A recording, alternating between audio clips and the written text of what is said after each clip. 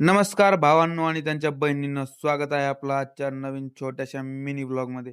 आता हा सारंग असा का उभा आहे, हे तुम्हाला आता सांगतोच पुढे.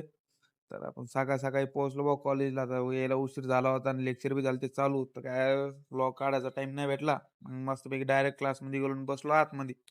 सरचं चालू होतं शिकवणं आणि पोराला काय आता सब्जेक्ट तर माहीत नव्हता आपल्याला, कारण आपला दुसरा दिवस होता कॉलेजला. मग काय पहिले लेक्चर झालं आले, मग दुसरे सर ते नवी घेतलं, मग बोर्ड वगैरे पुसायला. तर या पाहत ह्यो शांत काही बसत नाही कोणत्याच लेक्चरला. हे बाई या सर पुढं जीव तोडून शिकवायला लागलेत एवढं मेहनतीनं, आणि ह्यो इथं फोन पाहायलाय. काही लाज बीज आहे की नाही काय माहिती यायला आता. या याचे हे चाळे काही बंद होतच नाही ना, त्याच्यामुळे सर धरतेत असं. रिकाम्या गोष्टी जास्त आहे ना धरला. आता इथून पुढे तुम्ही फक्त त्याची मजा पहा.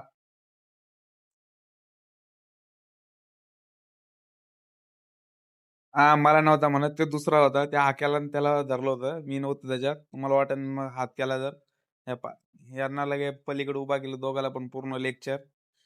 हे असंच पाहिजे. हे रिकामे कामं करतात ना अशी जास्त. हे पहा, तरी बी चाळे बंद होतच नाही बुवाचे. कायच करावं? दादा म्हणलं लेक्चर वगैरे केले, आलो बाहेर. आज होते आमचा पेपर होता एक ऑनलाईन. काय गेलो बघा लॅबमध्ये. लॅबमध्ये जाऊन पाहतो काय तर पीसी बी चालू नाही. सर पीसी बंद.